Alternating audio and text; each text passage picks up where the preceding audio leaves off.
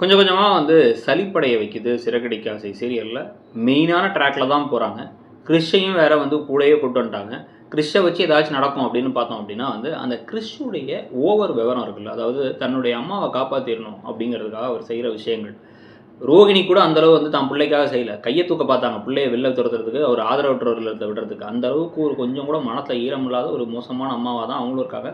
விஜயா மாதிரி தன்னோட மாமியாருக்கும் மருமகளும் வந்து ஒரு ஜாடிக்கேற்ற முடிங்கிற மாதிரி எப்படி முத்துவை நடத்துகிறாங்களோ இவங்க, அதே மாதிரி தான் வந்து பல நேரங்களில் வந்து இப்போ ரோகிணி கிருஷ்ணன் நடத்திட்டு இருக்காங்க. கொஞ்சம் நாள் கழிச்சு அவரை கொண்டு போய் எங்கேயாவது வேறு வீட்டில் விட்டுறலாமா, இல்லை வேறு ஏதாவது ஒரு ஆதரவற்றோர் இல்லத்தில் விட்டுறலாமா, இல்லை வந்து முன்ன மாதிரி இருந்தால் வித்யா வீட்டில் விட்டுருக்கலாம் அப்படிங்கிற மாதிரி விஷயங்கள் தான் வந்து பேசிகிட்டு இருக்காங்க. ஸோ இதெல்லாம் ஒரு பக்கம் இப்படி போயிட்டு இருக்கும் பொழுது, இன்னொரு பக்கம் வந்து பார்த்திங்கன்னா இப்போ வந்து அந்த பாட்டியை கண்டுபிடிக்கிற வேலையில் கொஞ்சம் மும்முரமாக இறங்கி முத்துவும் மீனாவும் கண்டே பிடிச்சிட்றாங்க. கிட்டத்தட்ட அவங்கள வந்து ஒரு டாக்ஸி டிரைவரை போய் பார்த்தா அவர் போய் தர்மராஜா கோயிலில் தான் போய் விட்டாங்கிறாரு. அந்த கோயிலில் போய் பார்த்தா அந்த கோயில் இவங்களோட வாசலில் பூ கட்டுற ஃப்ரெண்ட்ஸ் எல்லாம் விசாரிச்சு உள்ளே வந்து பூசாரிட்டெல்லாம் விசாரிச்சா அவங்க வந்து ஆமாம் இவங்க வந்தாங்க, இங்கே தான் வருவாங்க அப்படிங்கிறத சொன்னதுக்கப்புறமா இங்கே வச்சு அவங்கள பிடிக்கிறதுக்கு பார்க்குறாங்க.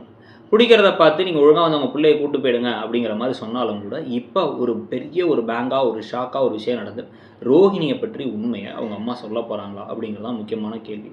அதாவது வந்து கல்யாணிங்கிறது என் பொண்ணோட குழந்தை தான். அது அந்த கல்யாணி வேறு யாரும் இல்லை, உங்கள் வீட்டில் இருக்க ரோகிணி தான். அதை நீங்கள் சொன்னால் புரிஞ்சுப்பீங்கன்னு நான் நினைக்கிறேன். அவளுக்கு வந்து சின்ன வயசுலேயே வந்து தெரியாமல் நான் கட்டாயப்படுத்தி ஒரு கல்யாணம் பண்ணி வச்சேன், ஒரு குழந்தை பிறந்துட்டு அந்த ஆள் இறந்துட்டாரு.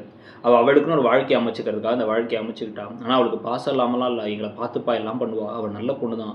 கொஞ்சம் நீங்கள் வந்து இந்த குழந்தைய வந்து உங்கள் குழந்தை மாதிரி வச்சுக்கோங்க. அவள் வீட்டில் அந்த குழந்தை வந்து அவங்க அம்மா கூட நெருங்கியாச்சும் இருக்கும்.